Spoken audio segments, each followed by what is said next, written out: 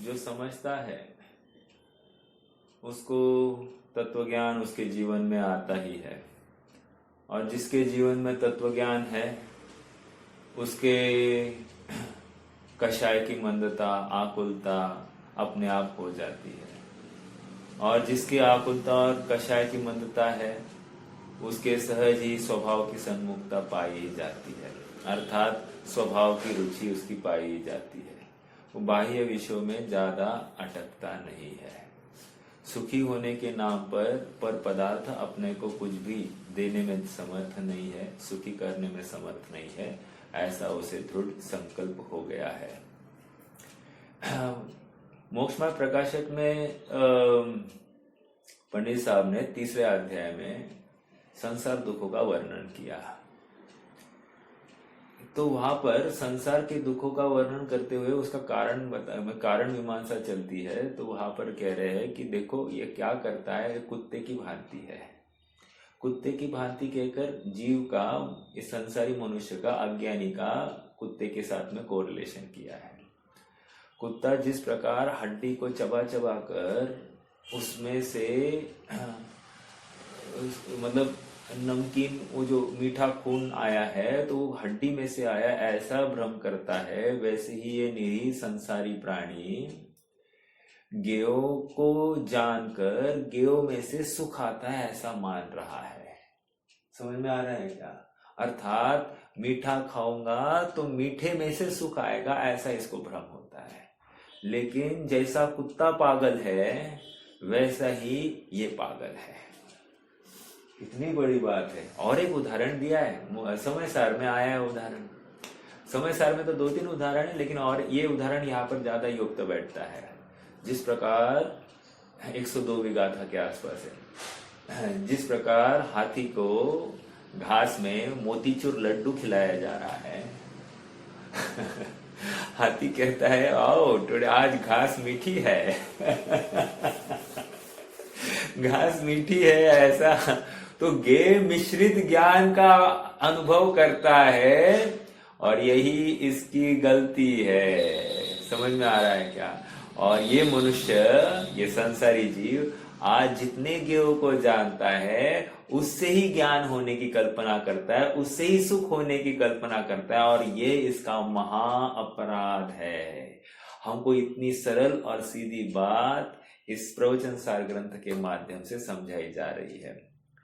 श्री गुरु अत्यंत करुणावंत होकर इस बात को समझा रहे हैं, उनके लेवल को एकदम नीचा कर करके समझा रहे हैं। बोलते ये सब फालतू बातें करने के लिए टाइम नहीं, लेकिन क्या करे, करुणा आती है क्योंकि जिनमें जाना है आहारचर्या के लिए, अगर वो बुद्धि से सही नहीं हो, यथार्थ ज्ञानवान नहीं हो, कषाय की मंद नहीं हो, तो इनको खान पान की क्या व्यवस्था होगी?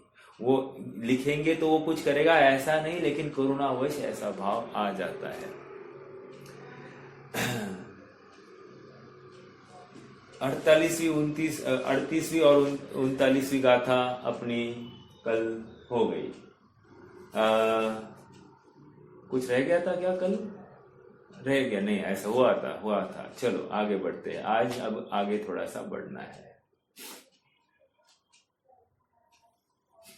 38वीं और 39वीं गाथा का प्रमेय इतना ही है कि प्रत्येक पर्याय भले ही वो सद्भूत हो या असद्भूत हो, स्पेसिफिकली यहाँ पर असद्भूत पर्याय की बात है, कह रहे हुए ज्ञान में प्रत्यक्ष ही है, वर्तमानवत प्रत्यक्ष ही है। एक प्रत्यक्ष कहकर अभी वर्तमान में ही जानी जा रही है। और याद करो, द्रव्य क्षेत्र काल भाव की अपेक्षा से उनको वर्तमानवत अपने ज्ञान में यहां पर बैठकर सब जानी जा रही है, ऐसा कह रहे हैं। एक और दूसरी बात कह रहे हैं, यदि ये नहीं जानी जाए तो इस ज्ञान को हम दिव्य नहीं कह सकते, अर्थात वो केवल ज्ञान नहीं हो सकता। यदि वो ज्ञान त्रिकालवर्ती नहीं जानता है तो उसको हम केवल ज्ञान नहीं कह सकते। यदि वो ज्ञान दुकाली है, दुकाली मतलब वर्तमान वाला हो और भविष्य वाला हो, तो भी वो क्या है, वो ज्ञान पूर्ण नहीं है। देखो परमात्मा प्रकाश में प्रकरण आया है, मैंने काफी बार शेयर किया है आप सबके साथ में, फिर भी आज एक बार फिर से वहां पर प्रकरण आया कि ज्ञान कितना, तो कह रहे लोकालोक जितना।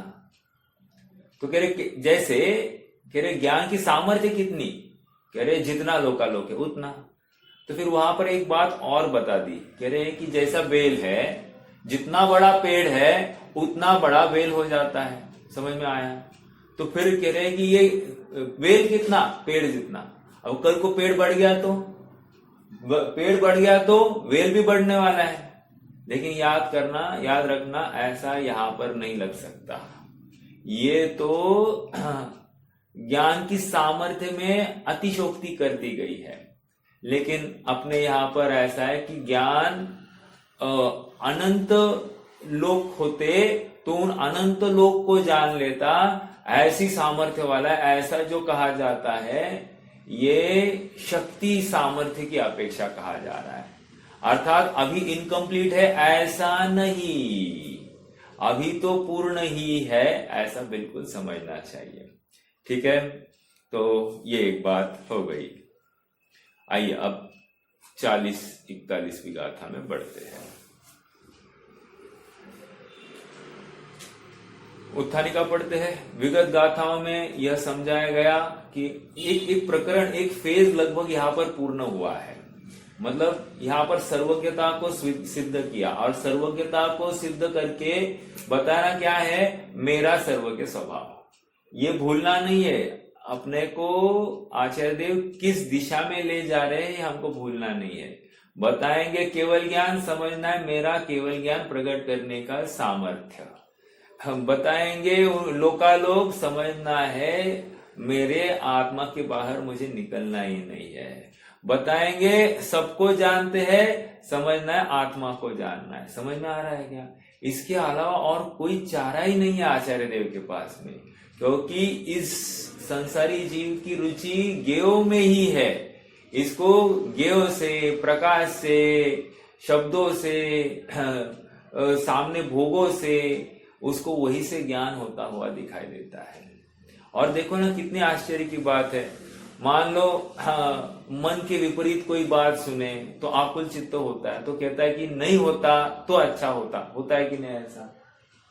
तो ये नहीं होता तो अच्छा होता, मतलब इग्नोरेंस, नहीं जानता मैं इस चीज को तो अच्छा होता, ऐसा उसको लगता है कि नहीं? तो ये अच्छा और बुरा जो डिफरेंशिएशन किया है ये ज्ञान के माध्यम से हुआ है, लेकिन ज्ञेय को जानकर किया है। अर्थात ज्ञेय में इसने इष्ट अनिष्ट कल्पना की, अर्थात ज्ञेय मिश्रित ज्ञान का अनुभव किया, और ये इसका अपराध है। केवल ज्ञान क्या कर रहा है? केवल ज्ञान एक नहीं, दो नहीं, अनंत ज्ञेयों को जानता है, और अनंत ज्ञेयों को जानकर ये नहीं कहता कि ये अच्छा और ये बुरा। एक एग्जाम्पल, जैसे मान लो अपने को किसी ने ठगा, तो आपने को लगता है कि नहीं मैं 10-15 जनों को कहूं इसने मुझे ठगा है करके होता है कि नहीं? किसी ने मुझे चाटा दिया तो लगता है कि नहीं 4 जनों को बोलूं इसने मुझे चाटा दिया। समझ में आ रहा है क्या? ये क्यों लग रहा है? क्योंकि ज्ञेय में अनिष्ट भावना पड़ी है। हाँ, और थोड़ा सा मान लो हमको किसी की समाधि का प्रसंग बन गया और हम वहां पर प्रत्यक्ष हाजिर थे। अभी संजीव जी के समय की भी बात हुई कि नहीं, संजीव जी गोधाम। तो प्रत्यक्षदर्शी, मैं प्रत्यक्षदर्शिता ऐसा सीना तान कर लोगों को बताया जा रहा था कि हमने प्रत्यक्ष देखा बट उसमें क्या बड़ी बात है? आप विचार करना थोड़ी सी। मोक्ष, मैं किसी की निंदा नहीं कर रहा हूं, किसी को कम नहीं देख रहा हूं, मैं तो अपने विषय को प्रस्तुत कर रहा हूं। यहाँ वहां पर मतलब मैंने प्रत्यक्ष देखा, वो ऐसा था, उनका ऐसा था, वो ये करते थे, वो करते थे, मैंने प्रत्यक्ष देखा, ऐसा कुछ भी नहीं। हमने उनको संबोधन किया, ये वो नहीं, कोई बात नहीं है यहाँ पर। मतलब तुम्हें ये औरों को कहने की जरूरत क्यों पड़ती है? क्या तुम्हारे कहने से उनकी महिमा बढ़ने वाली है? इसका मतलब उनकी महिमा आज कम है, ऐसा लगता है क्या? अरे गंभीरता से विचार करो। और किसी छद्मस्त ने उनको कम देखा या ज्यादा देखा, इससे फर्क क्या पड़ने वाला है? ये आप विचार कर रहे हैं ना? ये तो मैंने एक उदाहरण दिया। अब ये हर जगह पर लगाना और हमको ऐसा लगता है कि हम किसको किसको ये बात बताए, सबको बताए। अर्थात कहीं ना कहीं गेयों के प्रति समर्पण तो है। तूने क्या किया है, मात्र जाना ही तो था। और लोग क्या करने वाले, मात्र जानने ही वाले थे। तो जो जानन हारा है इसका विश्वास करना छोड़ दिया और तू महिमा मंडन कर रहा है अपना स्वयं का, एक। और दूसरा, तूने वो वैराग्य का प्रसंग देखा, तुझे वैराग्य आया क्या? नहीं आया। तो तुझे ये बात सुनाने की भी जरूरत नहीं है। और मतलब you are not the right person to tell this. समझ में आया कि मैं क्या कह रहा हूं? यदि तुम्हें वो वैराग्य प्रसंग देखकर तुम्हें वैराग्य नहीं आया तो you are not a capable person. थोड़ी बड़ी बात बोल दी, लेकिन मार्मिक बात है, विषय के अनुरूप है। अर्थात ज्ञेय निष्ठा क्या होती है और ये जीव कैसा संसार में रुल रहा है, भ्रम पालता है, ये इसका उदाहरण दे रहा हूं मैं। बहुत गंभीरता से विचार करना, मतलब कोई विषय से अतीत बात नहीं है। अपना हित अगर चाहते हैं तो मात्र ज्ञान करने की बात है। और ज्ञान वही है जो स्वभाव के सन्मुख करे। याद रखना फिर से, ज्ञान वही है जो मुझे स्वभाव सन्मुख कराए। ज्ञान वो नहीं है जो मेरी महंतता बढ़ाए। समझ में आया? हालांकि जो स्वभाव सन्मुख हुआ ज्ञान सचमुच तो वो मेरी वितरागता भी बढ़ाने वाला है और विज्ञानता भी करने वाला है। समझ में आ रहा है क्या? अर्थात स्वभाव सन्मुख ज्ञान इतना कार्यकारी है, लेकिन परभाव सन्मुख ज्ञान कथनचित अज्ञानियों में थोड़ी बहुत प्रशंसा का कारण बन जाता है, लेकिन उसके ऊपर कोई उपलब्धि नहीं है, कोई लाभ होता नहीं है। और हमको तो लाभ से मतलब है, और लाभ जहां पर होगा वही हमको करना चाहिए। आइए हम 40-41 गाथा के बात पढ़ते हैं। Page number 195।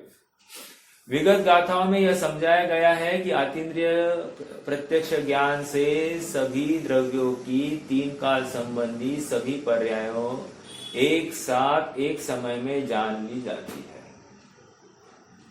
एक साथ देखो, हमको ये सुनकर अभी कितनी एक रूटीन हो गया है ना। एक साथ एक समय में जान ली जाती, हाँ जान ली जाती, खत्म। हमको ऐसा कुछ अहोभाव आ रहा है क्या? हमको एक महिमा आ रही है क्या? नहीं आ रही तो समझ लेना तुम्हें आत्मा की महिमा नहीं आ रही है। ऐसा मुंह लटका के बैठा है, नहीं। अरे उत्साह आना चाहिए। तीन लोग, तीन काल की सामर्थ्य, इनको जानने की सामर्थ्य। देखो देखो, आपके लिए एक होमवर्क ये है। मोक्ष मार्ग प्रकाशक पेज नंबर 44-45 के आगे तीसरा अध्याय जो चालू हो गया है 48 तक पढ़ लेना। वहां पर गेयों को जानने की कैसी रुचि होती है ये समझाया गया है, और गेयों को नहीं जानू तो कितना आकुल व्याकुल होता है ये समझाया गया है।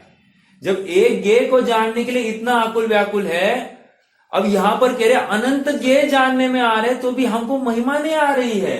ये समझ में आ रहा है क्या? देखो, एक मिठाई बनाई है घर में, वो मिठाई कैसी हुई है, चखता नहीं है तब तक आकुल, उसको बोल दिया तुम्हें चखना नहीं है, उसको इतनी आकुलता होगी, ये चक्कर देखो उसके बिना मुझे चैन नहीं पड़ेगी। मैं चल ठीक है, मैं नहीं चखू, कोई और तो चखे। अर्थात उसकी आकुलता का आप मापन नहीं कर सकते। ये आकुलता है गेय को नहीं जानने का। समझ में आ रहा है क्या? अब यहां पर बता रहे हैं कि तू तीन लोग, तीन काल के गेय एक साथ जान सकता है। अब लगाओ ताकत। समझ में आ रहा है क्या? ये कैसा है, ये चखने का कितनी रस है ना हमको। तो कह रहे वो रुचि। अब ये रुचि हमको गेयों की कितनी रुचि है ये हमको ज्ञान कराती है। अब यहां पर कह रहे इतने अनंत गेय को जानने की सामर्थ्य तेरी पड़ी है, अब तो खिलो। इतना सामर्थ्यशाली व्यक्ति तू है, ऐसा यहां पर समझाया गया है। ठीक है, आप थोड़ा सा अभ्यास करना। ये अभ्यास देखो क्या होगा। मान लो एग्जाम्पल, और एक एग्जाम्पल, हमारी ना कोई गलत बात फैलाई गई है हमारे खिलाफ, मान लो समाज में फैलाई गई है। तो हमारे खिलाफ जो गलत बात फैलाई गई है, हमारी जिज्ञासा होती है ना, किसने फैलाई, मैं जानू तो से होता है कि नहीं ऐसा, कि वो कौन है वो सूत्रधार, ये पहले मुझे जानने दो फिर मैं देखता हूं। समझ में आ रहा है क्या? ये जानने की इच्छा, ये लुब्धता है ना। कह रहे देखो, ये जानने की इच्छा से यदि तुम्हें आकुलता है, इसका मतलब तुम्हें अपने सर्वज्ञ स्वभाव का विचार नहीं है। जैसे ही सर्वज्ञ स्वभाव का विचार आएगा तुम्हें यह आकुलता मिट जाएगी। क्यों? दो बातें होती है। एक तो सर्वज्ञ स्वभाव से क्रमबद्धता का निर्णय हो गया। क्रमबद्धता का निर्णय हो गया मतलब जो होना है वही होता है, जिस समय में होना होता है उसी समय में होता है, जिस क्षेत्र में होना होता है उसी क्षेत्र में होना होता है, और जिस भाव से होना होता है उसी भाव से होता है, जिस द्रव्य से होना होता है उस द्रव्य से ही होता है, और जिस द्रव्य में होना होता है उस द्रव्य में ही होता है। तो जब ये सब निश्चित है तो तुम अभी निर्भर क्यों नहीं होते हो? समझ में आ रहा है क्या? जबरदस्त। ये सर्वज्ञता साधारण बात नहीं है, आप इसको बिल्कुल लाइटली मत लेना। ये मेरे अमोघ सुख की चाबी है, वो तिजोरी है जिसको अनादिकाल से खोला नहीं, और ये चाबी आज हाथ लग गई है। कितना आनंद होगा। अपनी करोड़ों की जायदाद किसी लॉकर में पड़ी है और लॉकर की चाबी नहीं मिल रही सर। क्या किया जाए? देखो, लॉकर की चाबी मिल रही है, अब तो आनंद करो, आनंद करो। आनंद करना चाहिए। मेरे सर्वज्ञ स्वभाव का निर्णय जिसे हुआ है, मतलब जिसे जिसे अपने अपने सर्वज्ञ स्वभाव का निर्णय हुआ है, उसकी पामरता हट गई है, जीवन से आकुलता हट गई है।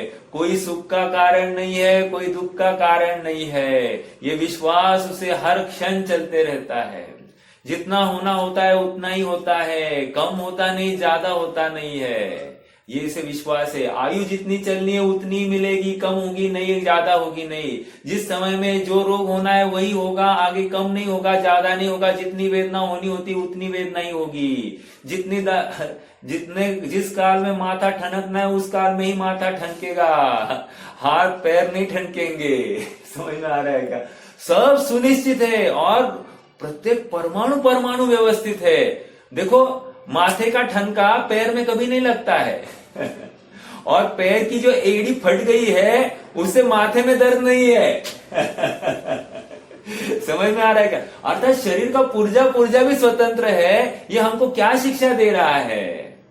हम विचार तो करें, मतलब गंभीरता से, अत्यंत गंभीर होकर। देखो, हाँ, मेरे ये इसमें एंकल में दर्द है, घुटने में दर्द है, हाँ, पैर में दर्द है, और पूरा शरीर ऐसे दर्द, लेकिन वो विशिष्ट स्थान पर ही है। इस हाथ में नहीं है। अब इस हाथ में क्यों नहीं, इस हाथ में ही कैसे? समझ में आया? राइट लेग में ही क्यों है, लेफ्ट लेग में क्यों नहीं? समझ में आ रहा है क्या? ये क्यों? उसी लेग को क्यों? अर्थात उसी लेग में होना था, उसी काल में होना था, और उतना ही दर्द होना था। यह सब सुनिश्चित है। पुद्गल को किसी ने अकल दी नहीं है, सहज हो गया है उसी समय में। हाँ, जबरदस्त बात है, जबरदस्त। ये तत्व ज्ञान बहुत अमोघ है, मतलब आनंदकारी है, शांति प्रदाता है, पूरी निर्भरता ला देता है।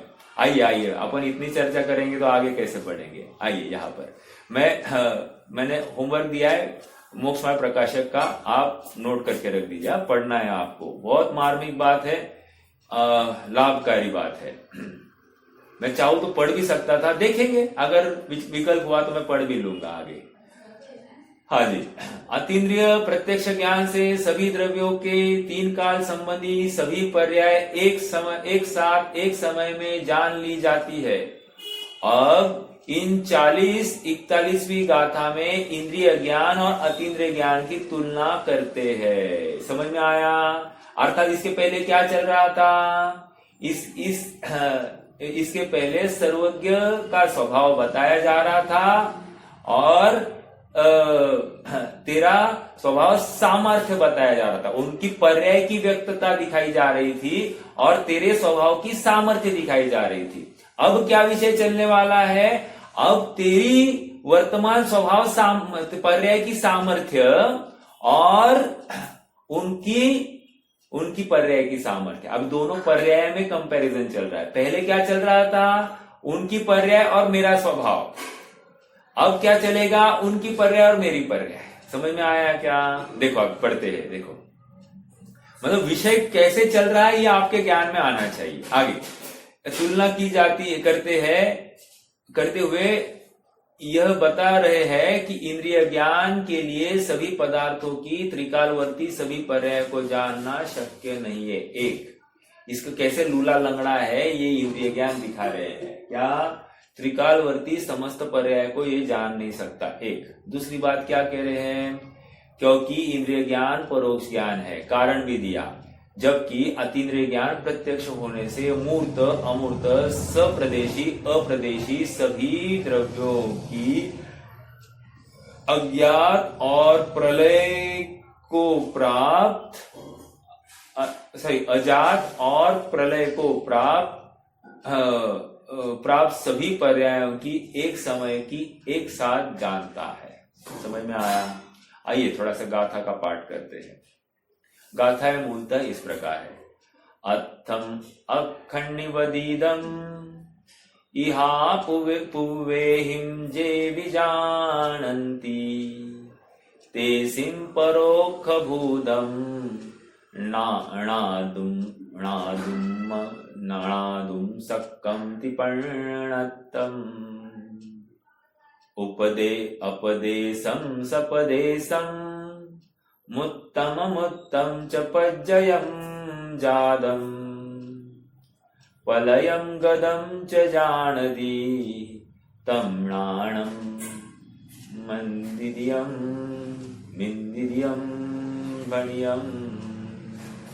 फिर से अत्थम अखण्डिवदिदम् इहा पुवेहिं जे विजानन्ति ते सिं परोक्षभूतं णादुमस्सक्कं तिपण्णत्तम् अपदेशं सपदेशं मुत्तं च पज्जयमजादं पलयं गदं च जानाति तं नाणमदिन्द्रियं भणियम्। तं नाणम अदिन्द्रियम भणियम। अर्थात अतीन्द्रिय ज्ञान और इंद्रिय ज्ञान की बात चलती है। हिंदी अनुवाद पढ़ते हैं। जो इंद्रिय गोचर अर्थ को इहादि पूर्वक जानते, वे परोक्ष पदार्थ को जाने नहीं जिनवर कहे। सप्रदेशी अप्रदेशी मूर्त और अमूर्त को अनुत्पन्न विनष्ट को जाने अतीन्द्रिय ज्ञान ही। अरे यार आज धुनी नहीं बैठी, फिर से जो इंद्रिय गोचर अर्थ को इहादि पूर्वक जानते, वे परोक्ष पदार्थ को जाने नहीं जिनवर कहे। सप्रदेशी अप्रदेशी मूर्त और अमूर्त को अनुत्पन्न विनष्ट को जाने अतीन्द्रिय ज्ञान ही।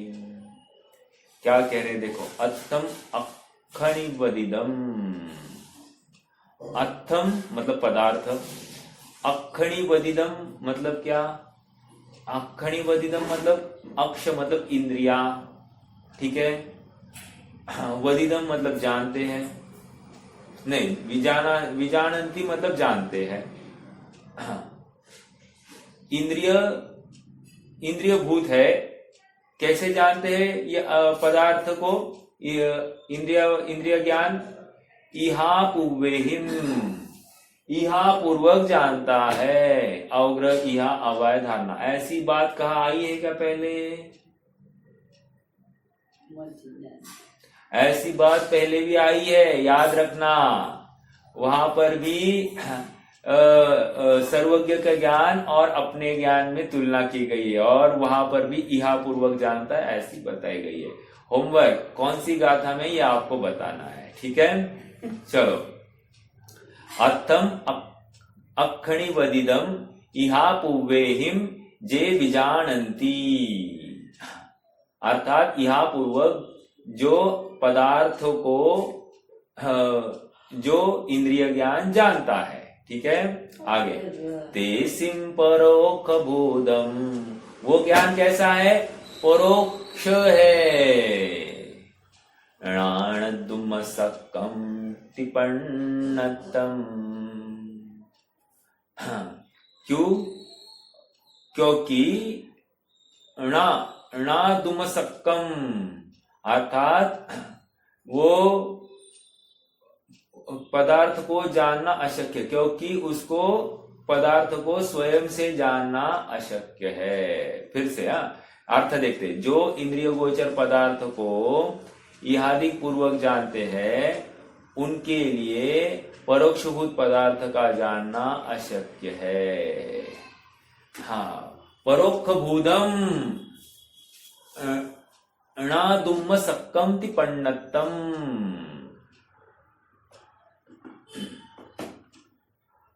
आगे अभी 41वीं गाथा, अपदेशम सपदेशम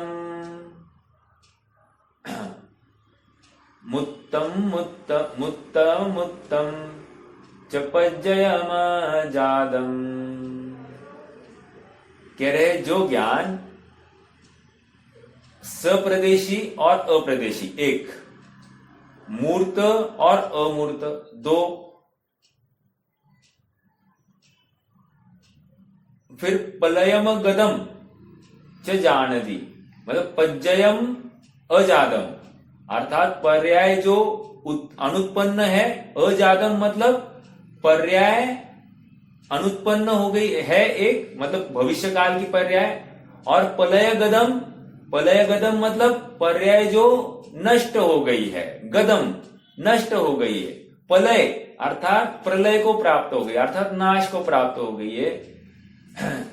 तो क्या कह रहे हैं? जो ज्ञान अप्रदेश को एक, सप्रदेश को दो, मूर्त को तीन, अमूर्त को चार, अनुत्पन्न पांच, उत्पन्न होने योग्य मतलब नष्ट जो हो गई है वो 6, वह ज्ञान अतीन्द्रिय कहा गया है। अर्थात ऊपर की गाथा में कहा गया है वो इहादी पूर्वक जानता है, इसलिए वो परोक्ष ज्ञान है और वो परोक्ष ज्ञान सब कुछ जान नहीं सकता। और यहां पर कह रहे जो स्पष्ट रूप से सप्रदेश अप्रदेश, मूर्त अमूर्त, उत्पन्न अनुत्पन्न, इन सबको जानता है, उसको उस ज्ञान को नाणम अतीन्द्रियम भणियम, उस ज्ञान को अतीन्द्रिय कहा गया है, भणियम कहा गया है। समझ में आया? देखो फिर से हिंदी अनुवाद पढ़ते हरिगीत। जो इंद्रिय गोचर अर्थ को इहादि पूर्वक जानते, वे परोक्ष पदार्थ को जाने नहीं जिनवर कहे। सप्रदेशी अप्रदेशी मूर्त और अमूर्त को, अनुत्पन्न विनष्ट को जाने अतीन्द्रिय ज्ञान ही। क्या कह रहे? इन सबको जानने की सामर्थ्य लायकात किसकी है? अतीन्द्रिय की।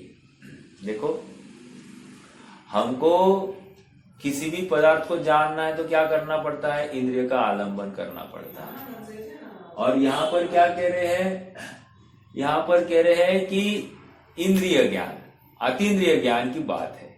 अतीन्द्रिय ज्ञान से ही सब कुछ जाना जा सकता है। चलो इसका भावार्थ पढ़ते हैं। जो इंद्रिय गोचर पदार्थों को इहादि पूर्वक जानते हैं उनके लिए परोक्षभूत पदार्थ का जानना अशक्य है, ऐसा सर्वज्ञ देव ने कहा है। 40वीं गाथा हो गई। 41वीं, जो ज्ञान अप्रदेश को, सप्रदेश को, मूर्त को, अमूर्त को, अनुत्पन्न और नष्ट पर्यायों को जानता है, वह ज्ञान अतीन्द्रिय कहा गया है। हमने सब कुछ इतना फास्ट पढ़ लिया है, हमको भाव भाषण नहीं हुआ। बराबर है, भाव भाषण नहीं होगा। अब इसके आगे अपन टीका पढ़ते हैं ना, अमृतचंद्र स्वामी क्या कह रहे हैं वो देखते हैं और फिर और खुलासा करेंगे। बहुत आनंद आएगा, आप थोड़ा सा मनोयोग से सुनना इस बात को। इन गाथाओं के भाव को आचार्य अमृतचंद्र तत्व प्रदीपिका टीका में इस प्रकार स्पष्ट करते हैं। विषय और विषयी के, अभी देखो इंपॉर्टेंट, विषय और विषयी के सन्निपात मिलाप लक्षण वाले इंद्रिय एक, और पदार्थों के सन्निकर्ष को प्राप्त करके जो अनुक्रम से उत्पन्न इहादिक के क्रम से जानते हैं, वे उन्हें नहीं जान सकते। जिनका स्व अस्तित्व काल बीत गया है और जिनका अस्तित्व काल उपस्थित नहीं हुआ है, क्योंकि अतीत अनागत पदार्थ और इंद्रियों के ग्राह्य ग्राहक संबंध असंभव है। थोड़ी सी भाषा क्लिष्ट है, लेकिन समझने के लिए बहुत अच्छी है, इजी है। देखो फिर से, विषय और विषयी के सन्निपात। व्हाट इज विषय एंड व्हाट इज विषयी? देखो मैं एक एग्जांपल देता हूं। ये जो मिठाई है ये है विषय, एग्जाम्पल। और रसना इंद्रिया है विषयी। समझ में आया क्या? गर्मी यह विषय है और स्पर्शन इंद्रिया हो गई विषयी। समझ में आ रहा है? फिर से, और आंखें वर्ण यह है विषय और चक्षु इंद्रिया है विषयी। समझ में आया? सुगंध दुर्गंध यह है विषय और घ्राणेन्द्रिया है विषयी। समझ में आया क्या? विषय विषय कैसे लगाते हैं? अब देखो, हाँ ये तो उदाहरण है ना, और थोड़ा सा आगे, विषय और विषय, इन शॉर्ट क्या होगा? गे ये हो गया विषय बराबर, और ज्ञान हो गया विषय। ये समझ में आ रहा है क्या? आपने इस प्रकरण के साथ जोड़ना, मैंने तो उदाहरण तो दे दिया समझाने के लिए, अभी समझना कैसे है। गे ये विषय और ज्ञान विषय। विषय, अब प्रश्न है क्या कोई बहन जी? नहीं। विषय और विषयी के सन्निपात। अब ये क्या है? सन्निपात मतलब मिलाप। सन्निपात मतलब मिलाप। एक सन्निपात नामक रोग होता है, उसमें क्या है, जो करता है वही करते रहता है। अर्थात रो रहा है तो रोते ही रहेगा, हंसता है तो हंसते ही रहेगा, सीरियस है तो सीरियस ही मुद्रा बनाए रखेगा। ये सन्निपात, ठीक है? वो सन्निपात यहां पर नहीं लेना। सन्निपात मतलब अत्यंत निकट, उसको सन्निपात। सत निपट मतलब निपटना, मतलब समीप होकर निपटना, मतलब समीप होकर रहना, अर्थात मिलना। समझ में आया? समीपवर्ती के मिलना कह रहे, ठीक है? सन्निपात लक्षण वाले इंद्रियों और पदार्थों के सन्निकर्ष को प्राप्त करके जो अनुक्रम से, अर्थात एक के बाद एक, अनुक्रम से मतलब एक के बाद एक, किसकी बात चल रही है? ज्ञान की बात चल रही है। समझ में आया क्या? हम विषय और विषय क्या है, यहां पर इमीडिएटली बोल दिया, इंद्रिया और पदार्थ के सन्निकर्ष। इंद्रिया क्या है और पदार्थ क्या है? कौन बताएगा मुझे? इंद्रिया विषय है या विषयी है?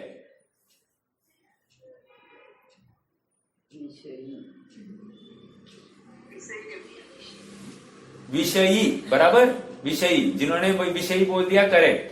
विषय नहीं, और पदार्थ है विषय, पदार्थ है विषय।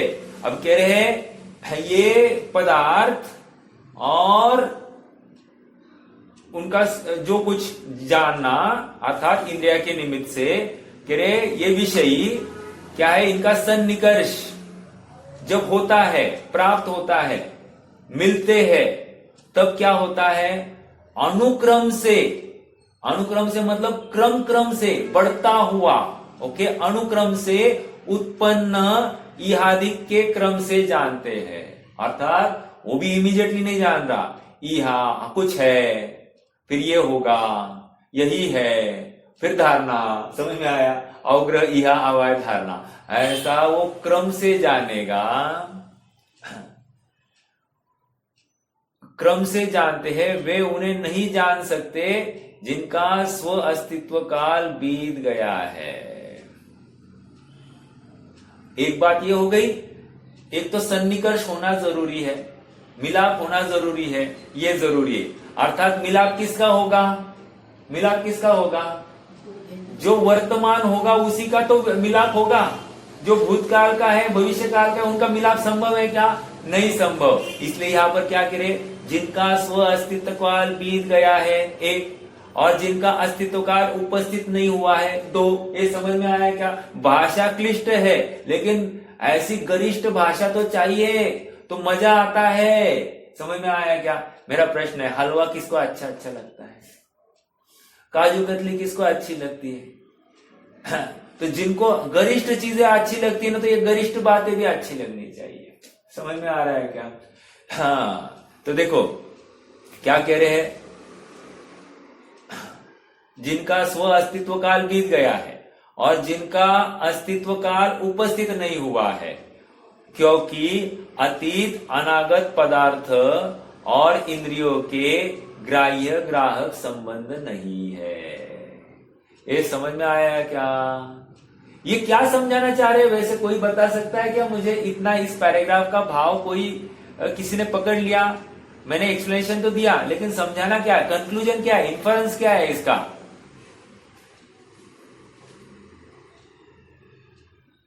इस पैराग्राफ का इन्फरेंस क्या है? कोई बताएगा? ज्ञान के बिना ज्ञान नहीं जानते। इंद्रिय ज्ञान कैसा होता है? इंद्रिय ज्ञान कैसा होता है? हाँ, मतलब कौन सा इंद्रिय ज्ञान? ठीक है, एक बात तो आ गई। हाँ, इंद्रिय ज्ञान के बोलिए। उसके सामने अतीन्द्रिय ज्ञान की महिमा आती है। इंद्रिय ज्ञान हाँ, परोक्ष है ना इंद्रिय ज्ञान। हाँ, बराबर। इस ज्ञान यहाँ पर इतना ही बताया। पहला क्या कहा? इंद्रियों के बिना जान नहीं सकता, एक, मतलब उसकी जरूरत है ही है। दूसरी, सचमुच ज्ञान तो ज्ञान से ही जान रहा है, लेकिन उसमें इंटरफेस, माध्यम, इंद्रिया हुए बिना ये ज्ञान नहीं कर सकता। ऐसी सहज योग्यता है, निमित्त नैमित्तिक योग्यता। एक बात ये है। दूसरी बात कह रहे हैं, जितना जानता है वर्तमान की ही जानता है, दूसरी बात। और वर्तमान की भी जो जानता है वो एकदम से एक साथ नहीं जानता है, क्रम क्रम से जानता है। तीसरी बात हो गई।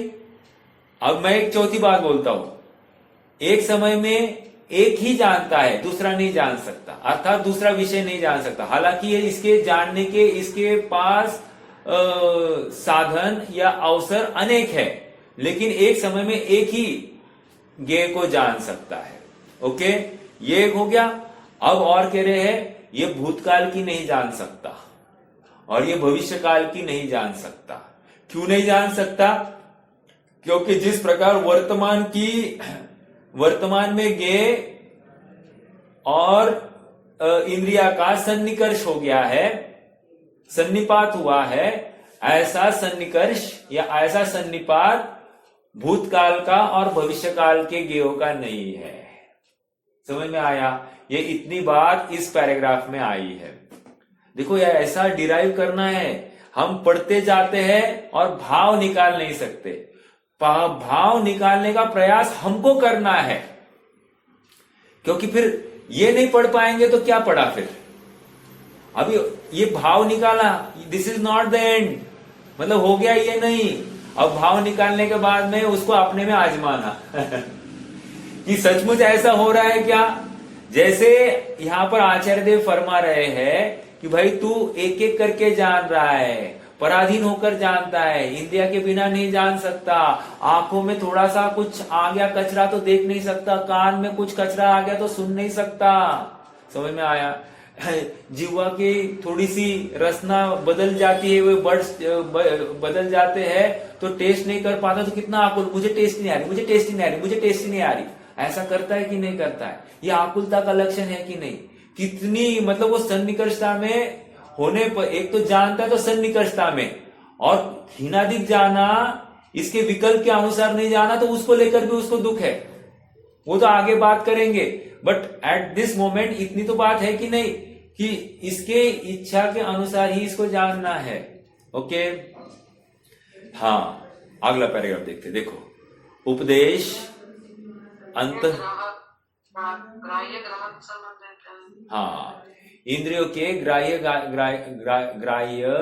और ग्राहक संबंध असंभव है।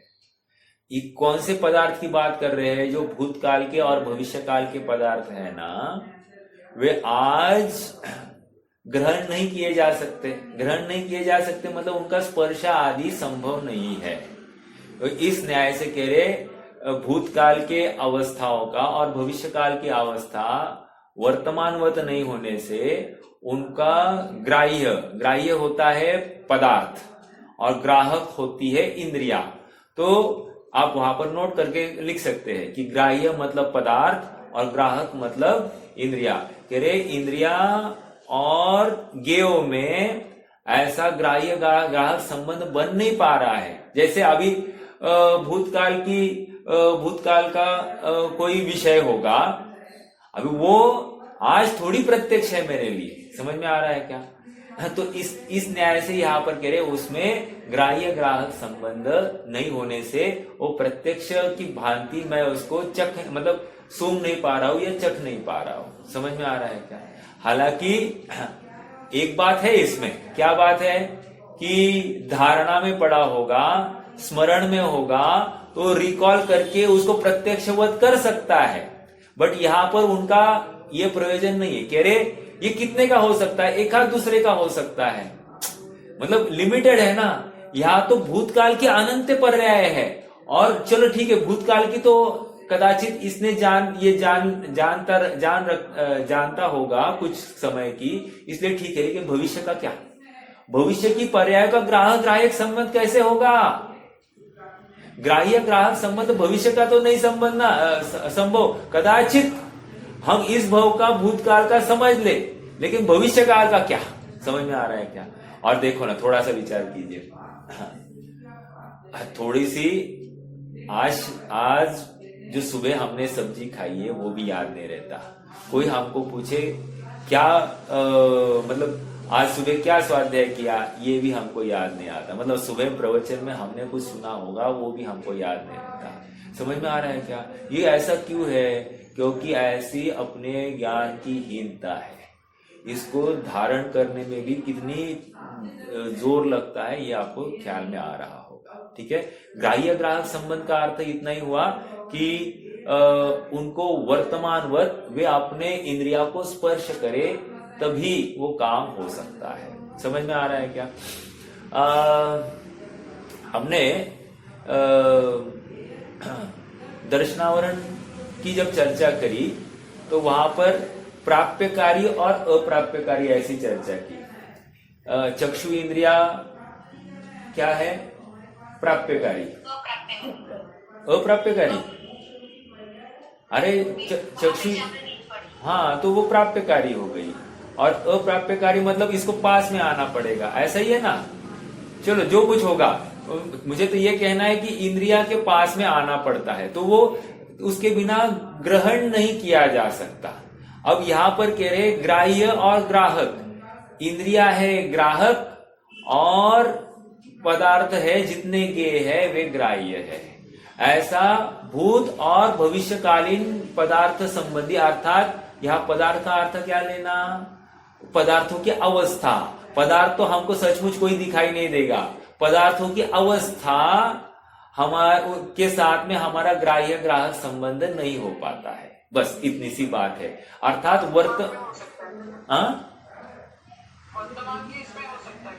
वर्तमान में हो सकता है, वो भी लिमिटेड हो सकता है ना, सबका थोड़ी हो रहा है। अभी मान लो 5 इंद्रियां है, हमको 5 इंद्रियां है, लेकिन उस समय में हर एक का अपना विषय रह सकता है कि नहीं? लेकिन हर एक का विषय एक ही समय में ग्रहण हो रहा है क्या? नहीं हो रहा है ना, क्रम से हो रहा है, एक के बाद एक हो रहा है, ऐसा भी हो रहा है ना। तो इसलिए ये भी एक पराधीनता है। लेकिन हाँ, वर्तमान में हो सकता है। आपने बात जो कही तो बिल्कुल सही है, ग्राह्य ग्राहक संबंध वर्तमान में तो है, वो तो मान ही रहे हैं। ये भूतकाल का और भविष्य काल की बात कह रहे कि ये जो इंद्रिया है, इंद्रिय ज्ञान है, ये इतना लूला लंगड़ा है। समझ में आया क्या? इतना अधूरा है, संपूर्ण नहीं है। ठीक है, देखो ये समझकर अपने को प्रेरित कर रहे हैं। देखो अपना क्यों प्रेरित कर रहे हैं? क्योंकि हमको होता है ना, हमारा लड़का इतना होशियार, मैं इतना होशियार, मैं इतना याद करता हूँ, इतना कंठपाठ है, मुझे इतना डॉक्टरी का ज्ञान, मुझे इतना इंजीनियरिंग का ज्ञान, मुझे इतना सीए का ज्ञान। ये जो हमको अपने बौद्धिक कौशल के ऊपर इतना हमको अहम है, उस अहम को तोड़ने की बात है। ये क्या फालतू ज्ञान है तेरा, ये इतना सा छुटुक फुटुक जानता है और तू कहता है कि तुझे बहुत समझता है, कुछ नहीं समझता, चल।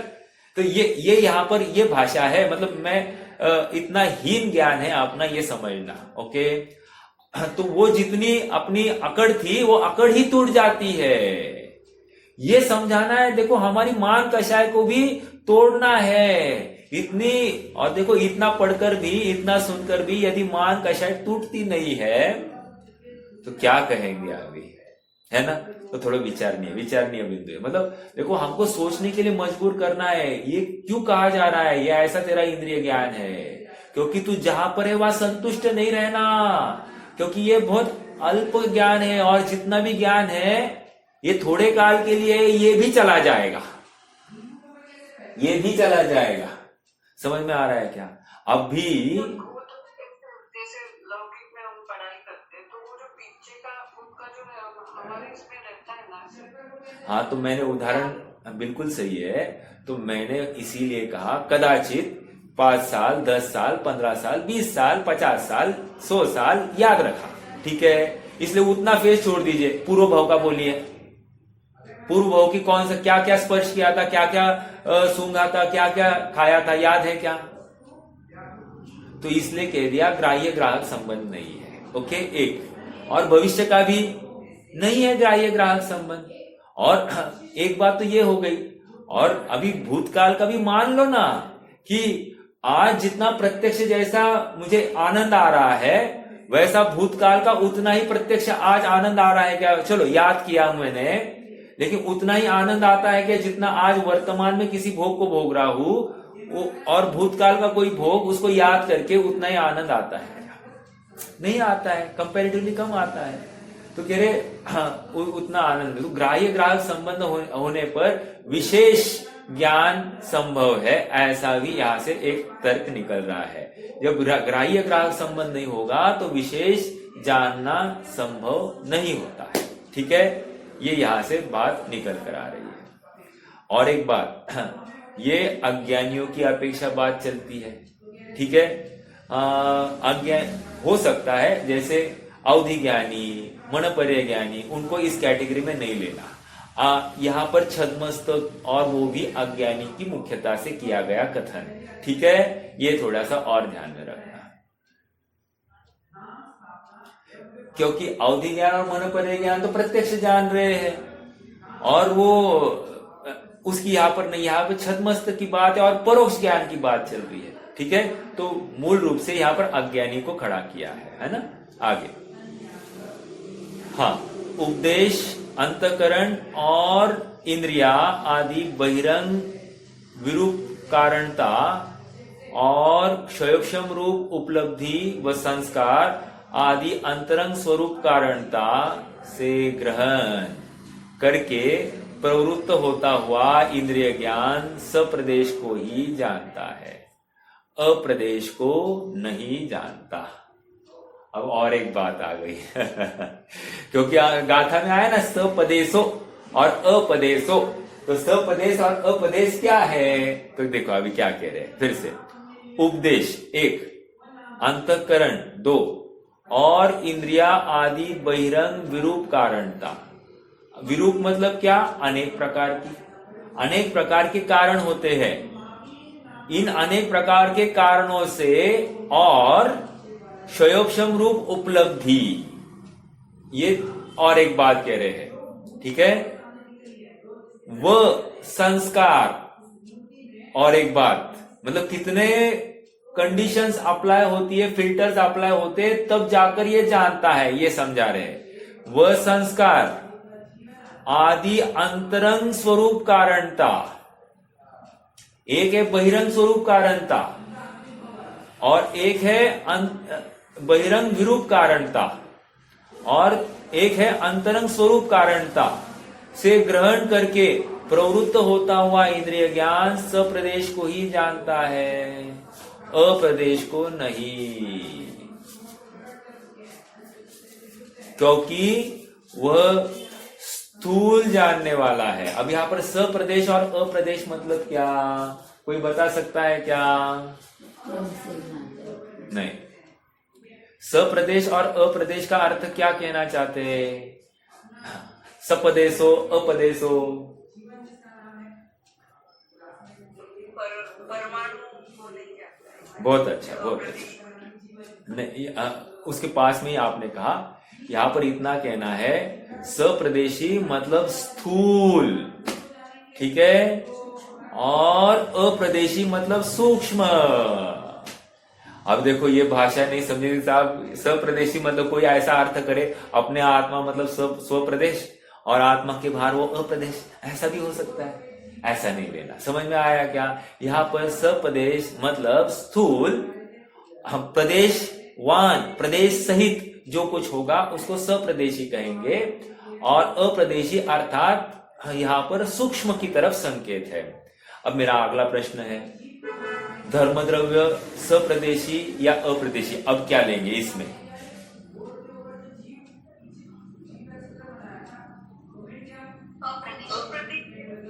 अप्रदेशी। अरे लेकिन धर्मद्रव्य तो हमने सुना है कि वो प्रदेशवान है।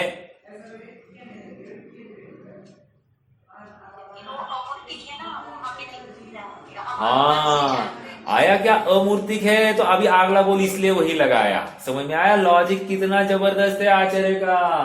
कह रहे धर्मद्रव्य अधर्मद्रव्य आकाश काल ये अमूर्तिक है, इसीलिए भले सप्रदेशी हो लेकिन अमूर्तिक भी है, इसलिए भी सूक्ष्म है और इसलिए जान नहीं पा रहे हैं। ओके, जानने में तकलीफ। आगे देखो, हाँ कहा गए फिर से, उपदेश, अंतःकरण और इंद्रिया। उपदेश मतलब श्रोत्र इंद्रिया, ठीक है। अंतःकरण मतलब क्या लेंगे? चलो, उपदेश मतलब शब्द, क्या कहा? अंतःकरण मतलब मन, बहुत अच्छा, बहुत अच्छा। उपदेश मतलब शब्द, अंतःकरण मतलब मन, और इंद्रिया आदि बहिरंग विरूप कारणता, अर्थात इतने पराश्रित फैक्टर्स है, ये होंगे सक्रिय तो ज्ञान में आने के लिए संभावना। ओके, एक। दूसरा फिर क्या कह रहे हैं? क्षयोक्षम होना चाहिए। यदि क्षयोक्षम नहीं होगा, क्षयोक्षम उपलब्धि मतलब क्या? क्षयोक्षम उपलब्धि मतलब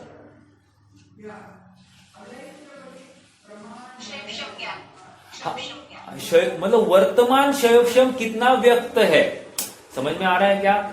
वर्तमान ज्ञान में सामर्थ्य कितना है जानने का। किसी का 10 डिग्री जानने का है, किसी का 20 डिग्री जानने का है, किसी 30 डिग्री जानने का है, तो ये क्षयोक्षम उपलब्धि, जिसका 30 डिग्री जानने का है उसकी क्षयोक्षम उपलब्धि 30 डिग्री, जिसका 20 डिग्री जानने का है उसका 20 डिग्री क्षयोक्षम उपलब्धि, ऐसा समझना, ठीक है।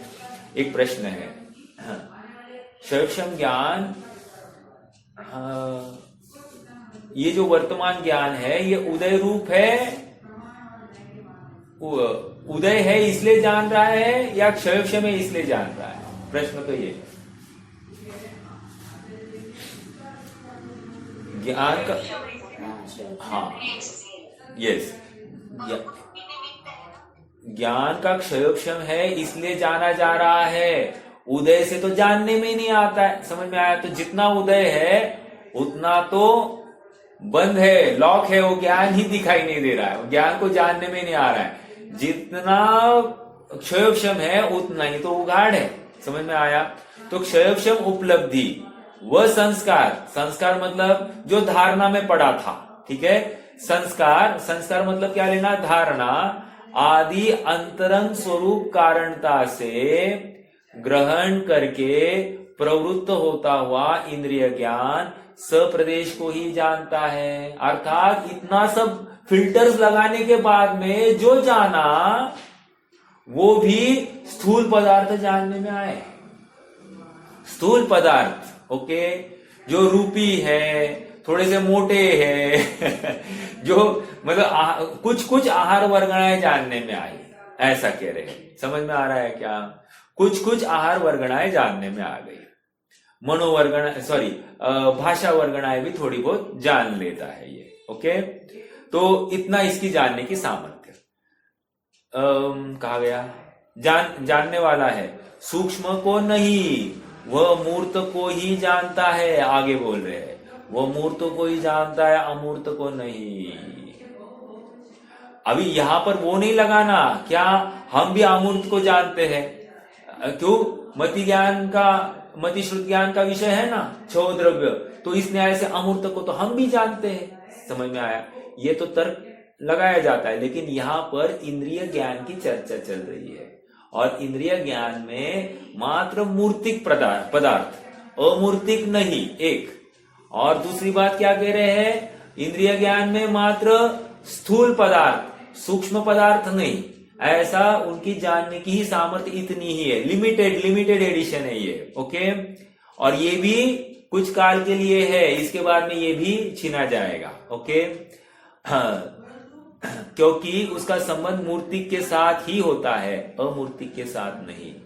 वह वर्तमान को ही जानता है, भूत और भविष्य को नहीं, क्योंकि उसका वर्तमान के साथ ही विषयी का सन्निपात होता है, भूत भविष्य के साथ नहीं।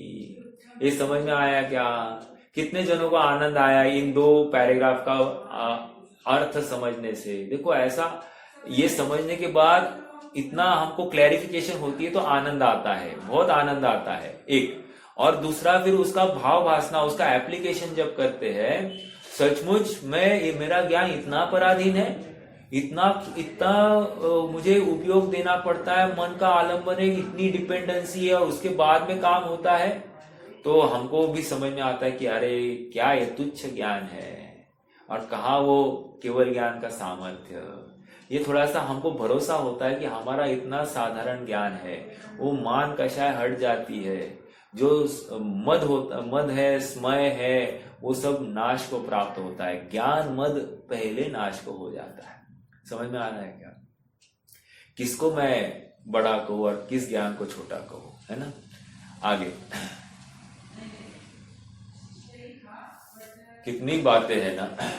मान लो हमको यश नाम कीर्ति है अपनी बहुत सारी, हमारी यश नाम कीर्ति है, अर्थात हम जहां जहां जो करते हैं वहां वहां वो हो जाता है, जैसा हम सोचते हैं वैसे ही हो जाता है। तो हमको क्या लगने लगता है कि मैं कितना ग्रेट हूं। समझ में आ रहा है? अर्थात अपने ज्ञान की मैं ज्यादा मत समझाओ, मैं सब समझता हूं। समझ में आ रहा है क्या? मुझे ज्यादा बोलने की जरूरत नहीं, मैं एक झटके में समझ लेता हूं। तो ये जो है ना, ये ठीक है, बहुत अकड़ की बात नहीं। अन्यों से अंधों में काना राजा। समझ में आया क्या? बहुत अंधे हैं तो उनमें तू एक काना है, तेरे को राजा बोल दिया है। लेकिन और एक कहावत आती है, रेगिस्तान में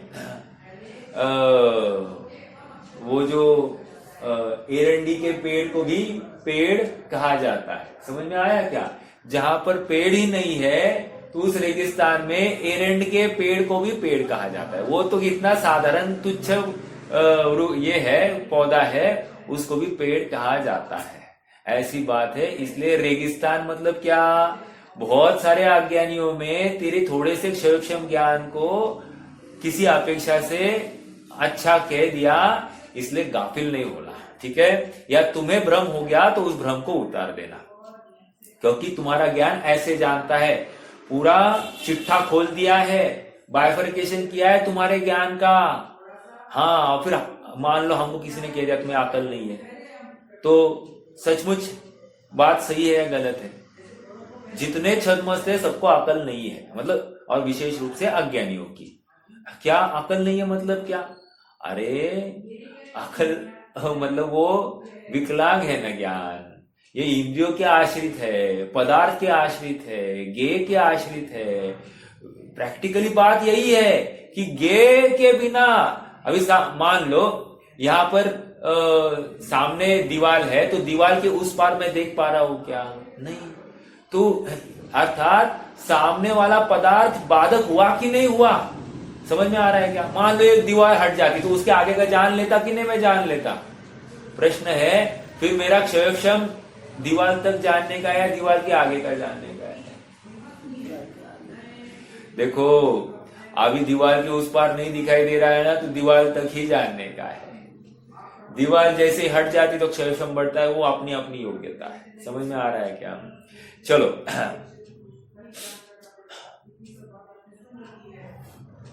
वह वर्तमान को ही जानता है, भूत भविष्य को नहीं, क्योंकि उसका वर्तमान ये हो गया।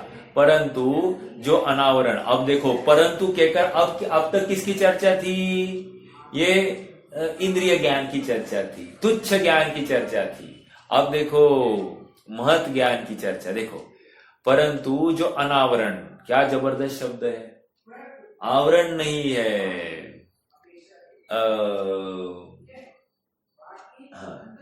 क्या है वो?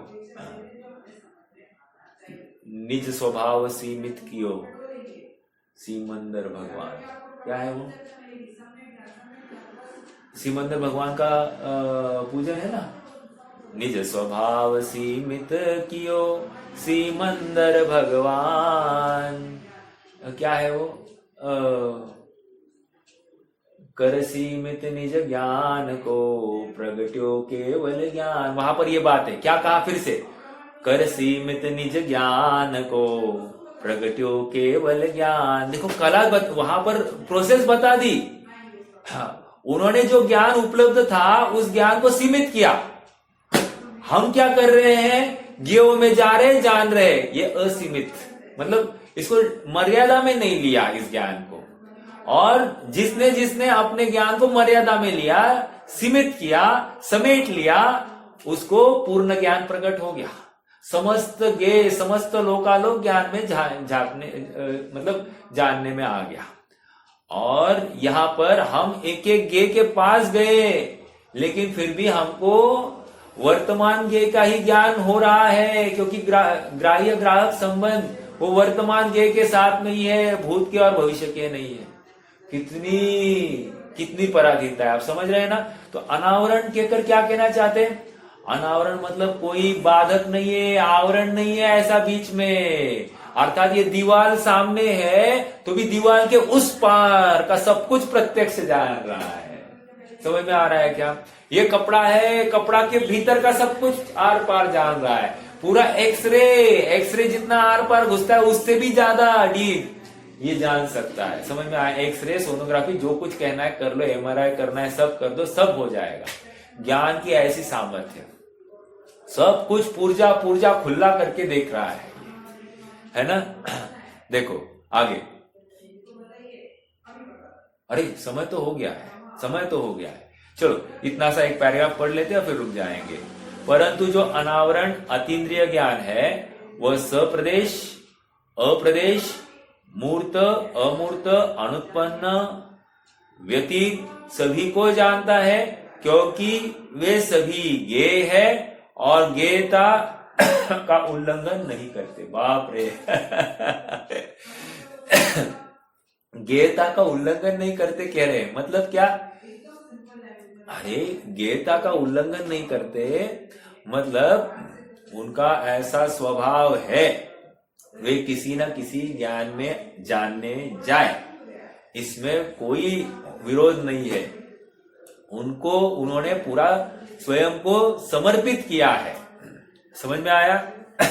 इसलिए वे किसी न किसी ज्ञान में जाने जा रहे हैं। तो ठीक है, अपन इसकी चर्चा कल आगे बढ़ाते हैं। कोई प्रश्न है? बहुत ही मार्मिक बात थी।